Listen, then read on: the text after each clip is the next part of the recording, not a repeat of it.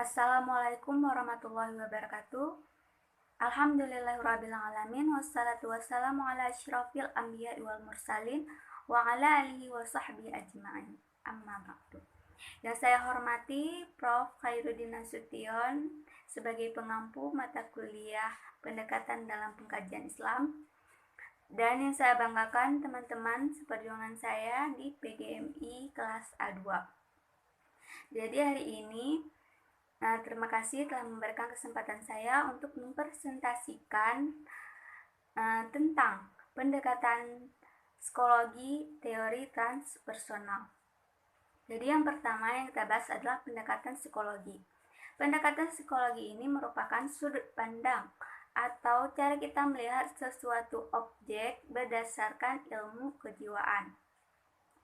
Ilmu psikologi ini membahas tentang perilaku atau tingkah laku manusia, baik itu tingkah laku antar sesama manusia ataupun tingkah laku manusia dengan lingkungannya, tingkah laku manusia dengan alam ataupun tingkah laku manusia dengan hewan.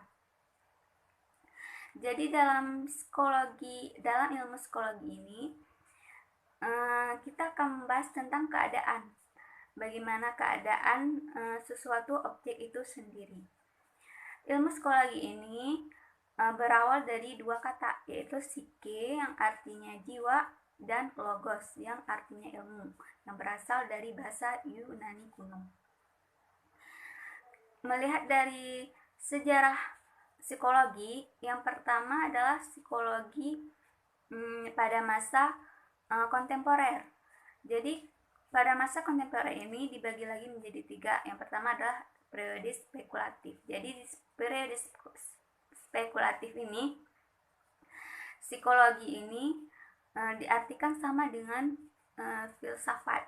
Jadi psikologi berwajah filosofis.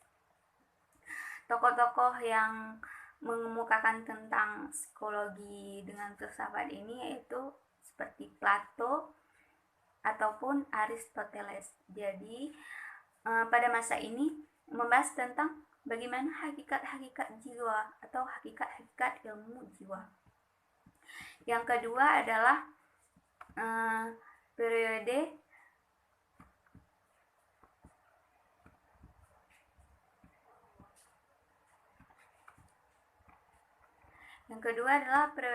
pemisahan psikologi dari filsafat. Jadi pada masa ini para peneliti berusaha untuk memisahkan antara psikologi dengan filsafat. Akan tetapi belum terlalu sempurna karena ranah-ranah psikologi ini masih bercampur baur dengan ranah filosofis. Tokoh-tokoh dalam masa ini yang pertama adalah William Wundt dengan metode introspeksi. Jadi introspeksi diri ini di mana psikologi itu menelaah tentang bagaimana jiwa atau diri kita sendiri, kelemahan, kelebihan, ataupun bagaimana tingkah laku diri. Selanjutnya adalah periode eksperimental ataupun periode empiris. Jadi di masa ini sudah dipisahkan antara psikologi dengan filsafat. Psikologi sendiri berdiri sendiri menjadi ilmu pengetahuan yang membahas tentang kejiwaan. Dan di masa ini ada eksperimennya. Jadi ada menelaah tentang perilaku kucing terhadap tikus ataupun eksperimen tentang perilaku tingkah laku kucing terhadap ikan. Sehingga dari uji coba tersebut dikembangkan lagi ilmu psikologi ini membahas tentang perilaku manusia dengan manusia, antar sesama manusia, ataupun perilaku manusia dengan alam sekitar.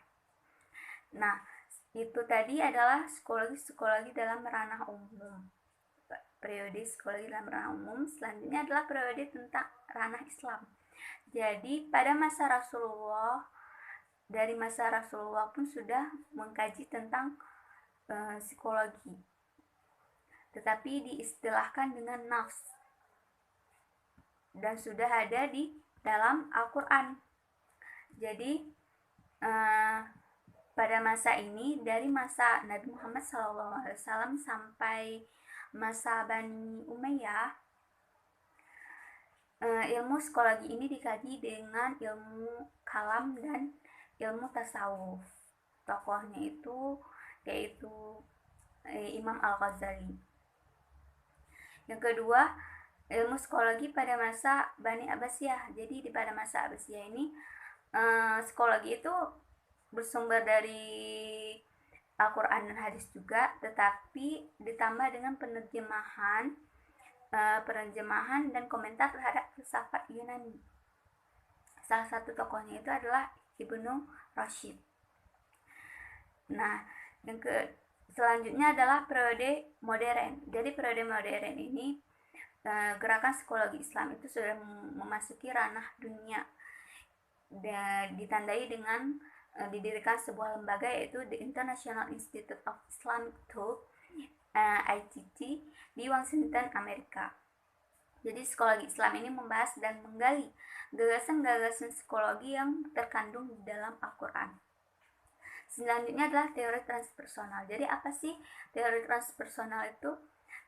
Teori transpersonal ini terdiri dari dua kata, yaitu trans dan personal. Trans itu berarti di atas, over atau beyond. Dan sedangkan personal itu adalah diri. Jadi transpersonal ini adalah ilmu yang mengkaji tentang kemampuan luar batas diri. Jadi luar batas diri ini diartikan adalah batas-batas diri yang berkaitan dengan spiritual. Secara etimologis, transpersonal ini yaitu melampaui gambaran manusia yang terlihat. Jadi ada pengalaman-pengalaman mistis atau pengalaman-pengalaman spiritual.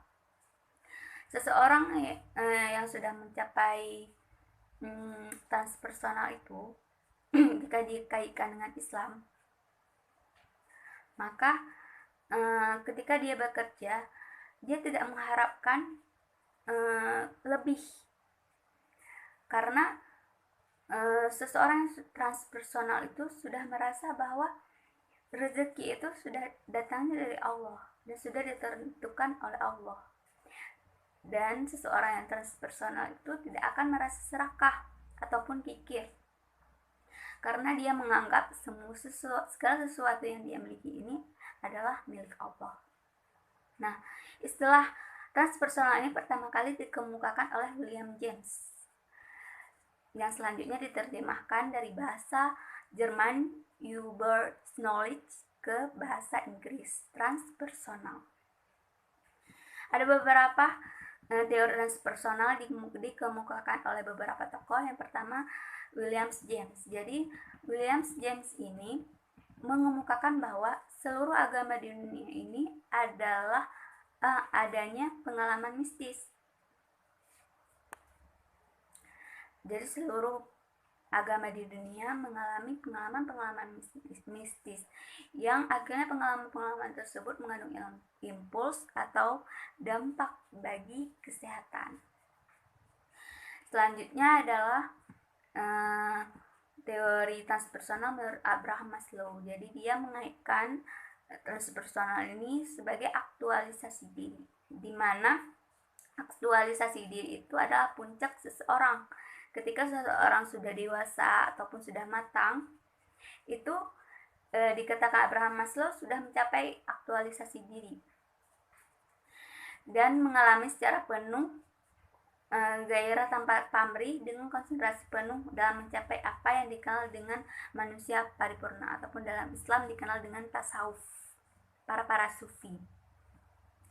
Selanjutnya menurut Alberto Assagioli. Jadi Alberto ini yang pertama kali mengemukakan transpersonal dalam psikoterapi. Jadi menurut dia secara keseluruhan fisik, emosional atau mental seseorang itu yang menjadi aspek penyemangat hidup seseorang dalam menjalani kehidupan di dunia ini. Selanjutnya adalah Carl Gustav Jung. Jadi Carl Gustav Jung ini Jang ini mengemukakan bahwa ketidaksadaran kolektif manusia adalah sumber spiritualitas yang menyehatkan. Pengalaman-pengalaman yang menyehatkan itu bisa didapatkan daripada mimpi, ibadah, ataupun upacara-upacara adat. Teori transpersonal ini selain dikemukakan oleh para tokoh tadi, juga berhubungan dengan ranah agama Islam. Menurut Abu Hamid Muhammad Al-Ghazali, transpersonal itu merupakan perpindahan kondisi kesadaran dari satu kondisi ke kondisi lainnya. Jadi ada tingkatan ruhnya. Jika seseorang berada dalam keadaan bertafakur atau memahami ciptaan Allah, maka tahap awalnya itu adalah memahami ciptaan Allah melalui indera.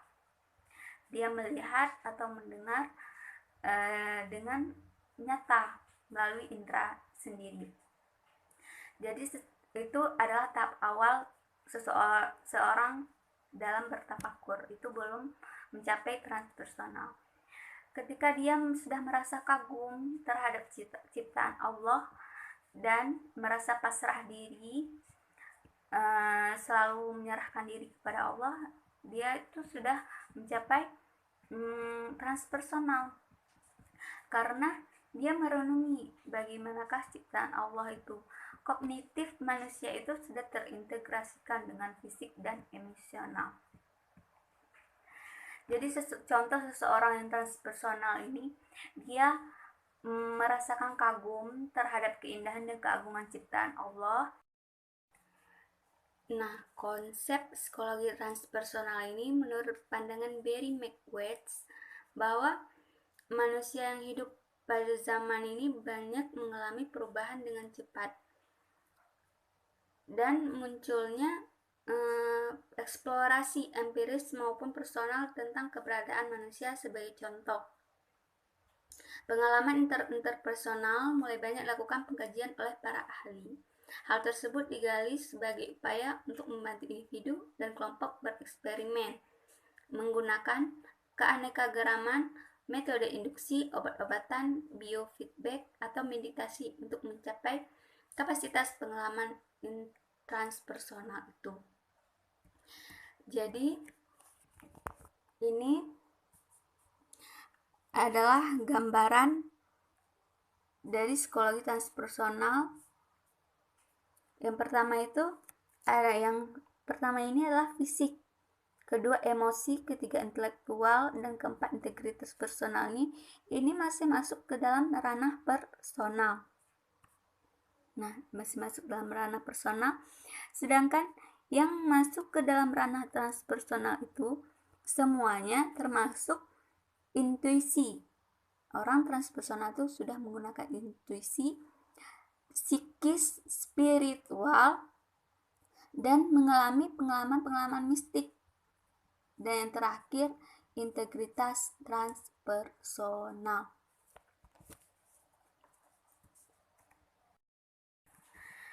Hubungan psikologi dengan transpersonal. Jadi psikologi dengan transpersonal ini digabungkan menjadi psikologi transpersonal yang menghubungkan antara psikologi, ilmu jiwa, dan spiritualitas. Jadi di sini psikologi transpersonal ini sudah menjadi konsep yang menelaah tentang pengalaman-pengalaman spiritual yang akhirnya dapat mengubah atau merubah perilaku seseorang. Contohnya saja di dalam sholat. Maka sholat tersebut, jika kita memang merasa khusyuk di dalam sholat, seseorang transpersonal itu dia akan di luar sholatnya pun dia akan merasa bahwa saya sudah sholat, saya sudah puasa, tetapi kenapa perilaku saya masih ada keburukan-keburukannya, kejelekan-kejelekannya. Jadi dari seseorang yang transpersonal ini merasa bahwa dia tidak pantas melakukan hal buruk di luar sholat, karena dia seorang yang rajin sholat, rajin berpuasa, dan rajin beribadah lainnya. Makanya di dalam Al-Quran pun telah difirmankan Allah dalam Quran surat Al-Ankabut ayat 45, A'udzubillahi minasyaitonirrajim, Bismillahirrahmanirrahim, Innas salata tanha 'anil fahsya'i wal munkar. Yang artinya sesungguhnya salat itu mencegah dari perbuatan keji dan mungkar. Nah, itu salah satu contoh bahwa spiritual pengaman spiritual itu dapat mengubah atau merubah perilaku seseorang. Dan spiritual itu juga bisa menenteramkan jiwa dan menghasilkan kebahagiaan bagi seseorang itu. Contohnya, ketika kita membaca Al-Quran. Nah, ketika kita membaca Al-Quran, kita merasakan bahwa dari ayat-ayat Al-Quran itu bisa menenteramkan hati kita sejenak,